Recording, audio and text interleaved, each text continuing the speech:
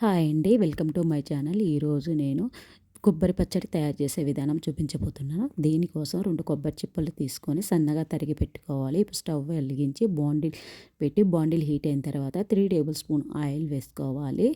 Oil heat అయిన తర్వాత ఎండుమిర్చి 10, 12 ఎండుమిర్చి తీసుకోవాలి. ఎండుమిర్చి, కొబ్బరి సన్నగా తరిగి పెట్టుకున్న కొబ్బరి వేసుకొని వేయించుకోవాలి. దాంట్లోనే 1 టేబుల్ స్పూన్ జీలకర్ర, చిటికెడు పసుపు, చిన్న నిమ్మకాయ సైజ్ అంత చింతపండు వేసుకొని వేయించుకోవాలి.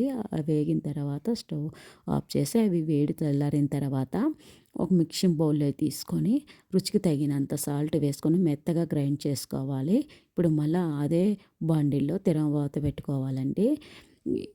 ఒక 3 టేబుల్ స్పూన్ ఆయిల్ వేసుకొని 5, 6 వెల్లుల్లి రెబ్బలు, పోగు దినుసులు, కరింపాకు, ఎండుమిర్చి వేసుకొని వేసుకుంటే ఇది వేడి వేడి అన్నంలోకి, చపాతీలోకి, టిఫిన్స్లోకి చాలా బాగుంటుందండి. మీకు కనుక ఈ రెసిపీ నచ్చినట్టయితే ప్లీజ్ లైక్ అండ్ సబ్స్క్రైబ్ చేయండి మై ఛానల్. మరిన్ని వీడియోలతో మీ ముందుకు వస్తాము. Please support me my channel.